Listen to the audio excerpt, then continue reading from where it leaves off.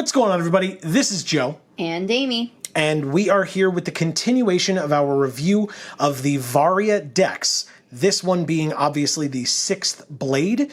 If you have missed the other videos in this series, I will have the iCard up in the top right-hand corner with the playlist, so feel free to click on that so you'll know kind of the story behind this, etc. But long story short, Guildhouse Games contacted us and asked if we would review their new cards for their new CCG Varia. And we were more than happy. We have already done, as you can see back here, the Shadow Assassin and the Death Pirate. Amy did the Death Pirate, I did the Shadow Assassin, and now I am back again to do the 6th Blade, which I've said is akin in my mind to a samurai. It could also be a shinobi or something that I'm not, fully culturally aware of, and I'm willing to be corrected on any of that information or educated if that is something that I'm unaware of, but it said samurai to me. We can look at the picture on the back as we've been doing. This is very different than the picture on the front. At least with the other ones, you kind of knew that it was the same character, whereas here, very different, right? This hat on this character very much obscures their face in shadow. And now, if you turn it over, there's no hats on either of these. Now, I'm going to go ahead and assume, based on the way that this is framed, and based on the thumbnail for this video that we worked on, that the 6th Blade character that we saw on the front is the character on the right in this image. I would agree with that. Right, and it also, from an art perspective, and Amy, since you're the one to go to for these kinds of things between the two of us, I'll say the red accents in the outfit as opposed to the kind of drab beige-ish accents for the person on the left, the red draws your eye because it is so different color-wise than everything else that it leads me to believe that that is the main character as opposed to somewhat of a nameless enemy that our main character here is fighting. Yeah, also the sparking there on the red. Ah, okay, sure. So yeah, that's what we have here. Also, if we read the description on the back here. Again, all of these are the same except for the last line, but we'll still read it. Forget everything you know about trading card games. When playing Varia, there aren't any minions to protect. There aren't any minions to protect you or walls to hide behind. Instead, you raise the shield. You cast the spell. You swing for the win with your weapon of choice. If you seek protection from every assault, you'll have to deflect that damage yourself. So, inside of this deck, again, nice and tightly packed, which I appreciate. Ooh, so here is the little bifold that gives the deck contents. The art inside of the bifold. Let's see if I can do this with one hand. Haha, I can. Oh, another piece of art for the 6th Blade is on the inside. Interesting. I don't exactly know what I'm looking at, but as we've seen, it's almost certainly a card art as well, so we will get to it. Feel free to scan that QR code to learn to play, or check out the description for a link to learn where to go to learn to play, and if you want to find out information on where to purchase these things for yourself. I did want to mention this really quickly. Before I mentioned the sort of sun and sun rays in the last video, I did not mention these swords. Yeah. Because I did not notice them. Yeah. So now that the picture is much larger than when it is this size, I can actually see those swords. Oh, yeah. And I find it interesting, and I assume that there are six of them. There are. It is 6th Blade. Yeah, there are. I assume that means something, but we don't know yet. No, we do not. And also, if you saw the first video that we did on the Assassin deck, yes, we mentioned this sort of notched sword and how we don't know anything about that. I will say I did look that up. Oh. And I was not able to find anything that looks like this. Okay. The only notched sword I was able to find is called a notched sword, but it is a regular smooth bladed sword. I believe, a medieval time sort of sword, but it's called a notched sword because up around the hilt there is decoration that is notched. Okay. And that's the name of it. It's called a notched sword because it has that, but the blade itself is smooth. So after looking it up, I was not able to find anything like this. Interesting. Okay. So that might just be a completely original thing that they came up with for this. Very cool. I like that. All right. So good. I apologize for tossing that out prematurely before. But now we have our first set of cards in the deck. We start with the Shirahadori Strike. From playing many years of Dynasty Warriors, I will apologize in advance for any and all mispronunciation that I do for any of these words. I will try my best, but I definitely do not speak any language other than English and a fair bit of Spanish. So seeing as how that is not the inspiration for these words, like I said, I will be doing my best. So a lot more Spanish than I. So we have the Shirahadori Strike. Again, we saw this art in the beginning. I think I've set up my piece on this personally. Yeah, no, yeah, it's pretty good. I kind of like how these two swords are sort of framing this sword that's standing vertically here. I do like that, with the in the light background. kind of behind it. Again, I think that's going to kind of harken back to these swords here, and if we find out more about the lore, I suppose we'll find out more the meaning of that. Sure. I like that. All right, so behind that, we have a couple of those. 3 of those. We have Bulwark. Very nice. And this is a block, which makes sense based on how the card looks. So very, very cool. I like that a lot. Again, this one, very evocative of being done in like a desert type environment. There's a lot of sand being kicked up. There's not a lot of visibility. I mean, it's bright otherwise, but it looks nice. And yet at the same time, it obscures things. It's this is like kind of very two-toned to me. And I don't think that's a negative. I think that's just, it's based on whether it's being washed out or whether it's in shadow. And that shield being up definitely puts the character on the left here in shadow. Yeah. So. And again, with the red accents, it looks like it's our main character, although we have not found a name for this character yet. Unless the character is the 6th blade. But although I will say, like, if you're comparing the styles here, or at least the styles of the outfits, even though this is seemingly the same character as this, I get much more of an Eastern feel from this one than I do here. And I think that's partially because of how it's depicted. Your focus is a lot more on this sort of plate armor here, which is very samurai-like, almost has a Middle Eastern feel to me as well. Okay. Whereas this is sort of very similar to the knight that he's fighting, which gives it a much more European feel. Okay. Although it's 2 depictions of the same character. Right. Likely. We could be wrong on that, but it seems like that's the case. Yeah. Okay.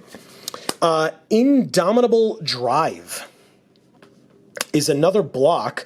So at least based on the text on the back of this, that says if you seek protection from every assault, you'll have to deflect that damage yourself. Again, without going very heavily into the mechanics, it really does seem like this deck is much more focused on blocking than attacking. I feel like the other 2 decks that we looked at had a lot more attack-based cards in them than blocks, and this is very block-heavy. So that's interesting that it seems like this deck is much more competitive or will be able to do a lot more when it is the reactive player as opposed to the active player, which I like. That's really cool. I feel like the clothing in this one seems more akin to the character on the front of the deck. Sure. Yeah, and again, it's a pretty looks like it's a pretty effective block. There's a lot of arrows coming, but you don't really see many in the character. You see a lot having flown past the character, and that's kind of what you want. So, and you see the little sort of tassel-y things off of the shield. Yes. Like you saw in the last card as well. And or off the hat. Right, off the hat. And oh my God, is the hat the shield?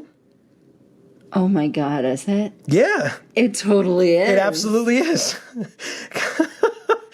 Oh man. That's awesome. How did we not notice that? I have no idea. Well, we only looked at, this is the third awesome. card, but yeah, the hat is absolutely the shield. Yeah. Look at it even on Bulwark. You can see it there as well. Yeah. And again, just, looking at that and then looking at this. Yeah, the tassels along here. That's incredible. That's sort of a fringe. That's so cool. Very cool, yes. Okay. And hey, it helps to explain why the character's hat isn't on in a lot of these card arts. Yeah. You would say, okay, well, whatever, they're fighting, so the hat's going to fall off, so the warrior probably took it off in order to have more movement or not lose it or whatever. But no, they took it off to use it as their shield, which is so cool. Yeah. And to me, at least, especially based on when we used the Death Pirate, I would not be surprised if that hat shield is one of our item/weapon cards. Ah. All right, so we have, 3 of those. Lots of blocks. Very, very much lots of blocks. There you go, Shield Slam. So this also definitely reads to me as, listen, this shield is the hat. It looks like that to me. Oh, I'm sorry, one more thing. On Indomitable Drive, we have been focusing on the flavor texts. So the flavor text here says, our front line broke and ran after the third valley failed. Now the story will spread. Resignation of General Zeith. Again, I apologize for mispronunciation, but the resignation of General Zeith. So interesting. That's kind of a lot more flavor-based for me as opposed to lore-based, although maybe if General Zeith is this character, I would doubt it, but it's possible. I would doubt it too. Yeah. Well, maybe. I don't know. It just feels like it's not, but... Well, the thing is, I feel like... I mean, I could be way off base, but I feel like if he is an Eastern kind of any culture general, it probably wouldn't be... it would probably be very frowned upon for him to just resign. So maybe if he resigned and went rogue, and now he's just this one guy by himself, killing people or doing whatever he's doing. Well, and it did say now the story will spread. So maybe it is kind of a mutiny-esque type of a thing where it's like something bad happened and we need to make sure that people know about it. Who knows? Okay. So here with Shield Slam, I don't know. I like this a lot. I like the look of the guy getting smashed. Yeah. And Amy, you can point this out better than I can, at least with the terminology, but talk about, the lines drawing your eye to a particular thing. Absolutely. You have all of the tassels pointing at this guy. You have the arm pointing at him as well. So you're really look at what this shield is doing to this guy's face. And so even though he's really scrunched in the bottom corner of the card, that's where my eye goes, is where the shield is bashing him. Yeah, see, my eye goes straight for him. Okay. Because there's literally this funnel of light heading up toward his face, so that you can see the mightiness of him as he's pushing this useless man into a corner, into the corner of the card. Right, and I like that the card, that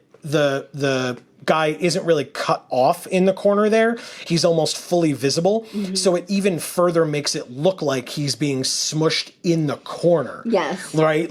Obviously they're outside and you know that guy is just going to fall to the ground. Right. But in this art, it looks like he's being smashed up against a wall that he's inches to centimeters away from. Yeah, which I think is really good. That's it really gives you the indication that this guy's just getting straight knocked down. Yeah. And I like that his skin tone is sort of blending in a little bit with the background. again, to kind of take away some of his worth as being a victim of this this battle here. Whereas he, again, looks very mighty with the armor and the arm forcing into the guy, and the cape and the bright eye. Yeah. You know, it gives him so much power to be up here in this cone of light and then pushing that man into that corner, which, again, that's what we see, even though we technically know it's not actually a corner. Right. You know, our brains kind of, this image kind of allows our brains to take it there, even though that's not where it really would be realistically. Yeah. And also it does shield slam, right? A shield is a defensive weapon, and yet a shield slam is an offensive attack with a defensive weapon. And so it makes perfect sense that the card allows you to treat blocks combined with this action as if they were attacks instead. Yeah. So that makes perfect sense. Very I like that a lot. flavorful and great. Yeah, very good. Shields up. Okay. Okay. Sure. Again, more blocks. It definitely seems like that is what the deck wants to be doing. So I like that. And it mentions creating a token, so it seems like we'll see this later on as well as a token card. But you get to see him kind of using those shoulder pads that you were talking about as actual blockers or smaller shields while he's still wearing his hat. Yeah. So that's really nice. And we have a couple of those. And then we have Counter-Strike. Again, that makes sense. The flavor text says, notable technique, negative. War the opponent, negative. Now, interesting. Okay, so here's my first bit of speculation. That type of talk is very digital to me. It's very robotic. Okay.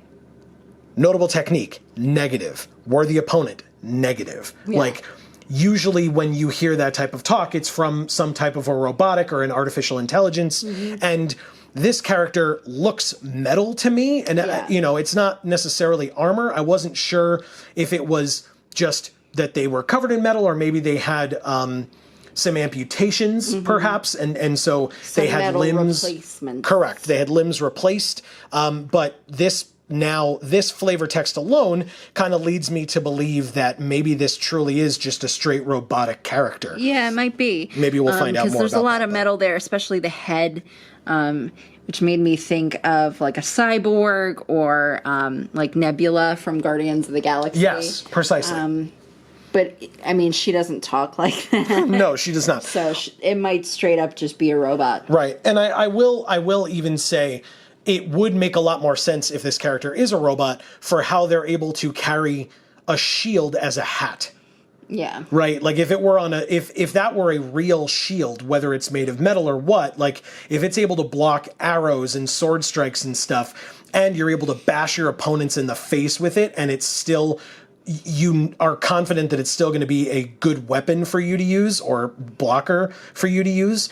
To me, that means that it's got to be pretty strong. And if it's going to be that strong and you're wearing it on your head, for normal people, your neck's not going to be happy after a while. And if this is truly right. But so if this is truly a warrior, I don't think they're necessarily going to be able to be walking around like that for an extended period of time in the desert, as we saw, you know, in this setting. So that does make sense. This art, though, now that we're talking about the desert, this art looks more like they're in a rainstorm and or like there's like embers falling around them or something, like, And it looks like trees. Yeah. So this looks like it might be that sort of foresty scene that we saw on that other card in the pirate deck. Okay. Where we saw a knight fighting some other creature in a bluish forest. Okay. This appears to be a similar forest where perhaps there's a mob with torches sort of running out of it. Okay. And that those torches are reflecting in the water that they're battling in. And this notably is an attack. Now, it's called a counter-strike, so again, it's still a way to work against your opponent in a way. And it does say, if you are the reactive player, disrupt your target's action if it's physical, even though this is considered an attack. So that's pretty good. Well, yeah, it's considered an attack. I mean, we're cutting this dude's head off. Yes. Legit, like his head's not there. Yeah, but it's in response to him having attacked us first, seemingly. That as a doesn't counter-strike. make it okay to behead people. Just doesn't it, though? Okay. Wow. Whoa. What a strikingly different art. Holy crap. It's really, in my opinion, it's just the colors. Like, that's so good. And it's 6 cost. The cost in the top left, as we've said in the past, it's a cost of 6, which is the upper bounds of costs that we've seen so far on cards. This is great. This is another block, which makes sense. And again, wow. He's blocking it, or this character is blocking it with the hat shield, but not by holding it, just by leaning backwards. And it looks like it's a reflector shield. So blocking it, redirecting it into the sword, which is then redirecting it back at the attacker. Oh, okay. See, I just see it as blocking it and redirecting it back at the attacker, and that the sword is a completely separate energy that is also happening. Oh, see, okay, because it says magical damage prevented by this action is dealt by you to your target. So I don't know. I mean, again, that's what Reflector Shield does. So, okay, I could see it both ways. Yeah. All right. Interesting. Yeah, I just thought, like, because if you look at where the red and the blue meet, it looks like it blends a bit. Maybe. As they're kind of blending into one another. I think they're just close to one another. Okay. That's fair. But I love these colors. This art. Holy crap, I mean, it's so cool. This is much more of like a sort of a landscape type painting, and even the character seems painted, and then these seem digitally added. Digital and post kind of thing. And I love that. I love that sort of mixing of mediums almost, and like and the vibrancy of these light colors against these dark colors. I mean, it just looks fabulous. And honestly, I think this landscape is so beautiful. Even if you took this character and these magic, light streams out of the picture, I think it would be gorgeous. Just the landscape. So. Okay. Yeah, I like this a lot. And there's a couple of them. Testudo. Again, another more colorful than the rest card. It is another block. That appears to have been done a bit more with like a watercolor type style. Okay, yeah, that's fair. And this maybe was added with a different medium. This just the golden portion there? Yeah, and the shield itself. Okay. But to me, at the very least, these sort of background blending colors and the floor area appears to be watercolor. It's so cool. I like the fact that, I mean, with what it's talking about doing, where it says, you make a token and then you may repeat this X additional times. It shows duplicates of himself, or at least it looks like duplicates of himself having been created. So I like that you're making multiple different tokens because it's being duplicated in that way. So I like that. Very cool. Another Ensa's Prayer. So again, as we learned from the last 2 times that these characters have shown up. Last time it was literally Ensa's Prayer in the Death Pirate deck, but in Shadow Assassin it was these 2 characters just on a different card. I said, and I surmised, and we'll see if it still holds true, that with the introduction of these 2 characters, it shows kind of a stepping away from the main character of the deck, in this case the 6th Blade, and moving instead to the kind of more generic side of the cards themselves. Okay. And again, we talked about Ensa's Prayer in the last video, so feel free to go check out that. Mirrored Edge we got in the last one as well. Forest picture that I was speaking of before. Absolutely. Okay, and I don't think this is our main character here on the right for this No, but deck. it might be the knight that he was fighting in At the beginning, but on the left. this card here.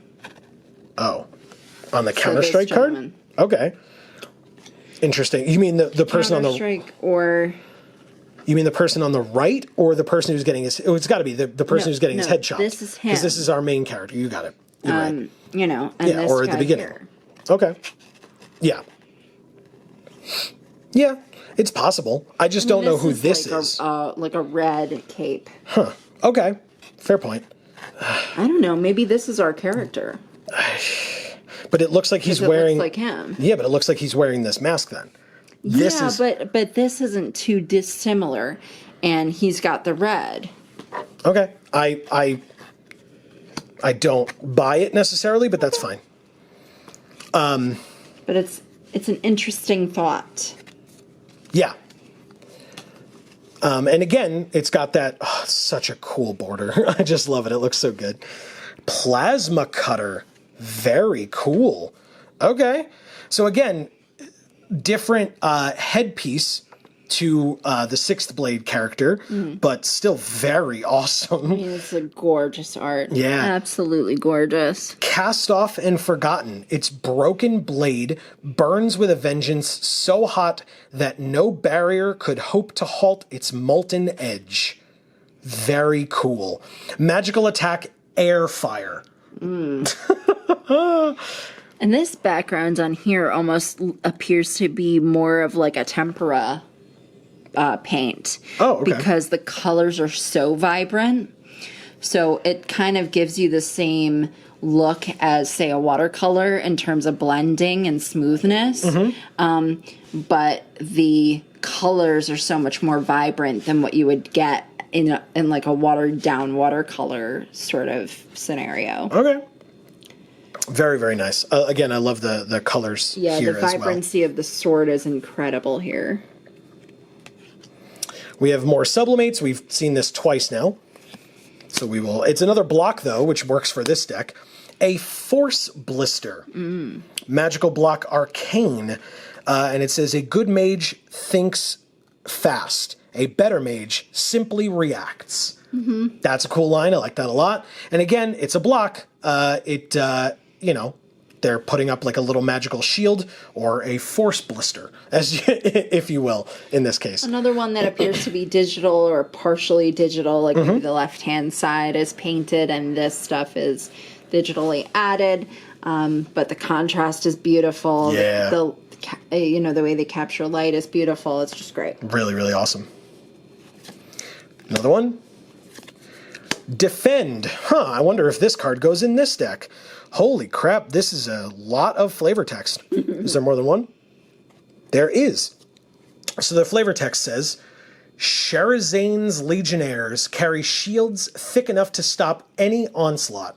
You'll know them by the distinctive designs etched across their arms and armor. If you see her infantry marching over the horizon, running is your only option.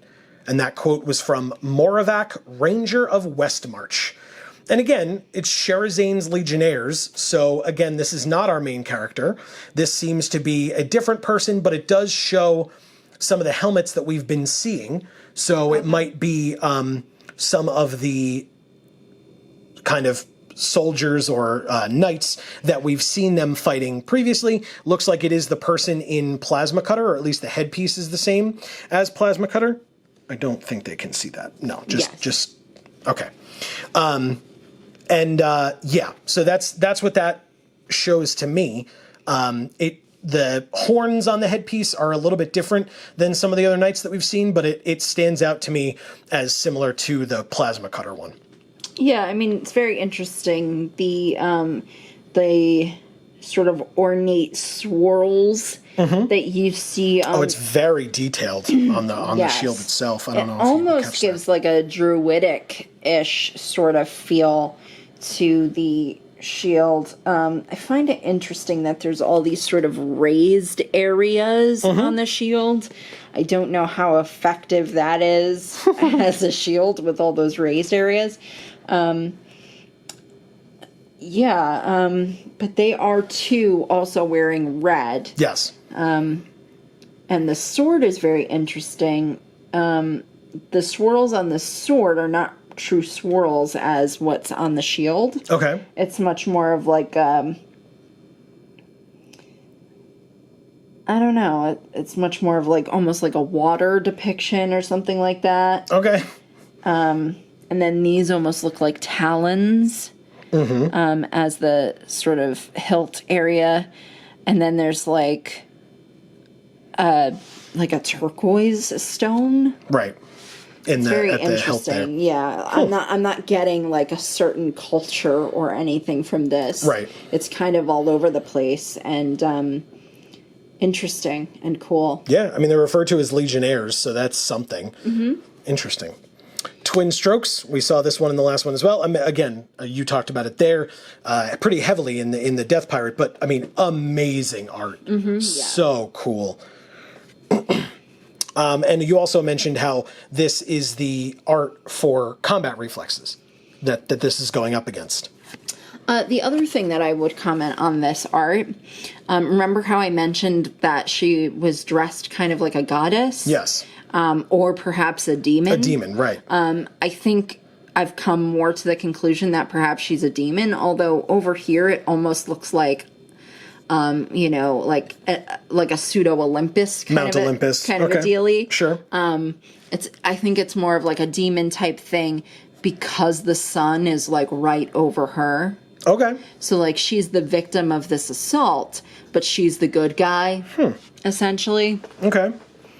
All right, I could see that. Then we have Deadly Swing. I believe we had this in the Shadow Assassin deck, but still, physical attack strength. Again, it shows a knight-type character. They have long blonde hair in this one. And this is a portion of that same picture where they are fighting the backflipping ninja.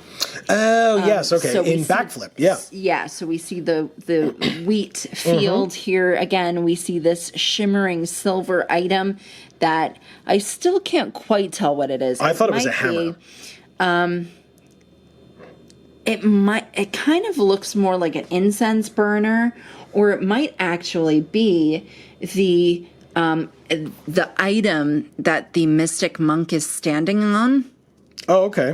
That we couldn't quite see because it's cut off in that picture, but we were able to see it on the little pamphlet from the pirate deck. Yeah.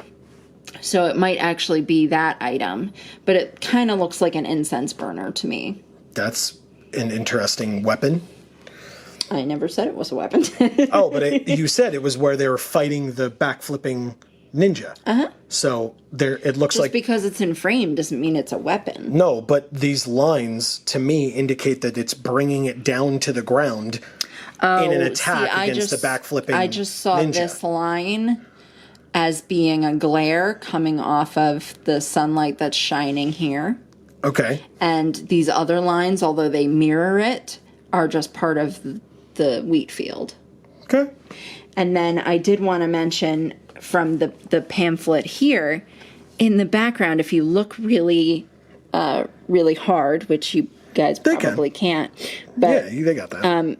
there is wheat growing behind him. So that kind of gives you somewhat of an indication of locale. Right, somewhat of continuity of locations. Right. Yeah, that's fair. We have Way of the Blade. Again, this makes sense for this deck, but we have seen this card at least once before. And again, a hat on this character, but not the hat shield that we have on our character here for the 6th Blade. Yeah, because this is a very different art than the one that we saw before then. Yes. Because I have not seen this art before. We have in either the Death Pirate or the Shadow Assassin. Oh, it was the Shadow Assassin, because I do remember the sword, how I thought it was kind of Barbie, and you said it was... Whisper, whatever, coming yes, off. Like a mist. Yeah. The landscape, again, gorgeous. Yeah, and the sunrise or sunset or whatever that is. And this sort of silhouetted character. Yeah, really cool. And even the shadow work is really nice. Brace yourself. Okay. So again, this was the Roman soldier you were mentioning earlier, I think. Just love the colors. Really, really awesome. As the Smithies forge iron, the recruits forge conviction. Really cool. Yeah, we saw that one in the Shadow Assassin deck. Correct. The sixth blade of Miyamune. So from what I saw looking on the website, which again, link in the description, this is the full name of this deck and or character, and yet, that's not all going to fit on this box to be able to see that. So at least that's my assumption. That's not any, inside info that I have. But yeah, the sixth blade of Miyamune, this is the actual sword itself. And so, Amy, you were asking some questions about it. Let's see if in terms of the notches in it, let's see if the flavor text offers you any information. Perfection suffers no shortcoming, and thus my work no mortal. And said by Miyamune. Now, the question is... Said by Miyamune. Right. Oh, interesting. Because I thought perhaps that was the location. Oh, I see. Well, I was going to say, I actually don't know if Miyamune is this character or the creator of this character / the sword. Great thought. Or their sort of teacher of this, fighting style, Right. or what have you. Right. Especially because it says, and perfection suffers no shortcoming, and thus my work no mortal. So again, that could be this character saying that their work is using this sword, fighting against enemies, or it could be the creator saying that their work is the sword and or is this character. Very interesting. And I will point out, too, that there are 6 notches. Sixth blade, okay. And the first 5 notches are closer to one another than the 6th notch. The 6th notch has more space before it. So I like that. Yeah. Interesting. Very interesting. I feel like the items themselves give a lot more info than a lot of the other cards put together from earlier in the deck, which is good. Another Testudo. Oh no, this is the token for Testudo, which means I believe it has a back. It does. Twin strokes. Okay. We saw that card earlier. There is another Testudo token because, again, it says that you can repeat it X additional times. Okay. So there's another Testudo and another Testudo. This one has shields up as a token on the back. Okay. And the third has another shields up on the back. Okay. Very, very cool.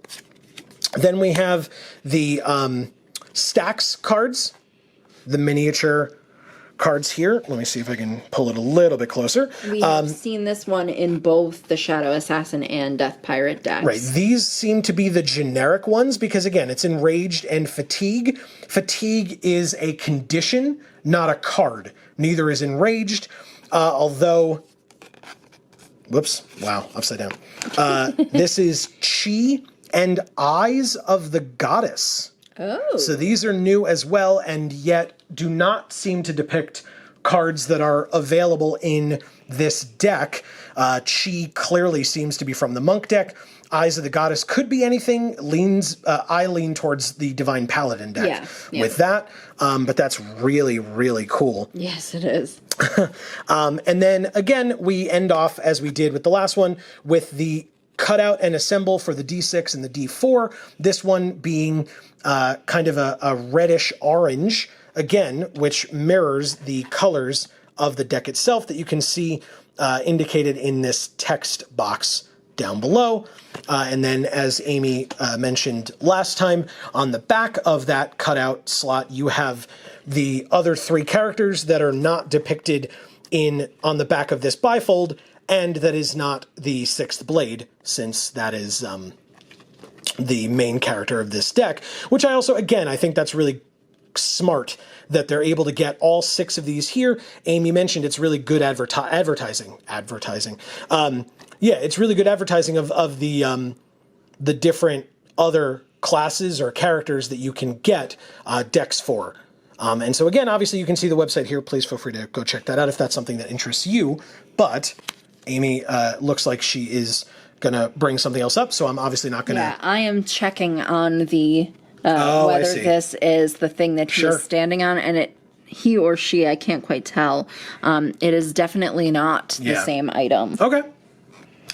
Interesting. So, Amy, overall, what did you think of the 6th Blade deck? I thought it was pretty cool. I'm loving the, again, the variety in the art, the quality of the art. The flavor in this one, again, has a mysteriousness like the Assassin one did.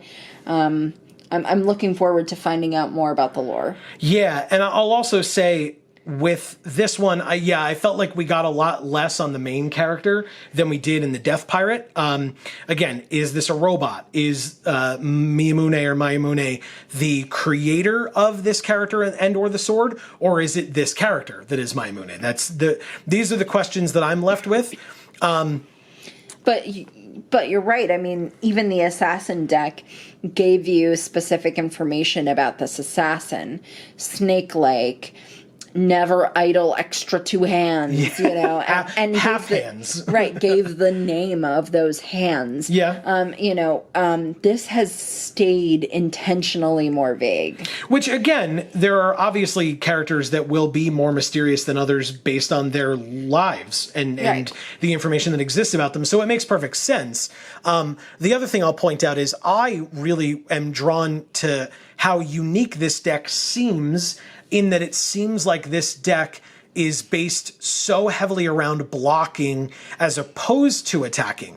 There were some attacks present, but the other decks seem to be more heavily, I would even say more heavily skewed towards attack. Okay. But in this instance, so heavily skewed towards blocking. And something that I noticed that I would not have noted, Amy, if you had not brought this up last time when you looked at the Death Pirate. The Death Pirate, on the bottom left-hand corner, lists deck difficulty, and it shows that it is 3 out of 5 intermediate. But if you remember from looking at the back of this box, this is 4 out of 5 advanced. And I genuinely pushed that off. And by the way, that is in the bottom left here if you are unaware. So it says 4 out of 5 advanced there, and again on the back here, 3 out of 5 intermediate here. I believe the Shadow Assassin deck is also 4. It is 3. Okay. But what I was going to say, it's interesting, because when we saw it for the Death Pirate, I genuinely was going to brush it off and be like, well, the game talked about, or the website talked about the fact that these are all balanced, so they're all going to be 3 out of 5, of course. And yet, it's not saying that it's the power level of the deck. It's saying that it's kind of the complexity of playing the deck. Right. And that intrigues me a lot, because it's like, it's like a challenge. Can you win with this deck by more heavily focusing on blocking than attacking, or benefits from blocking as opposed to attacking? So it may require you a little bit more to read your opponent, because you need to be more proactive about your reactive turns than you do about your active turns. And that intrigues me a lot. I like that very much. So interesting, yeah. Even though this was not like a high pick on my list, the 6th Blade deck, I'm now very happy that I picked it, because it seems like this is very much up my alley. And if you'll allow me to say, and you can correct me if I'm wrong, it doesn't seem like it would be very much as much up your alley in terms of wanting to be able to play a game and I don't know,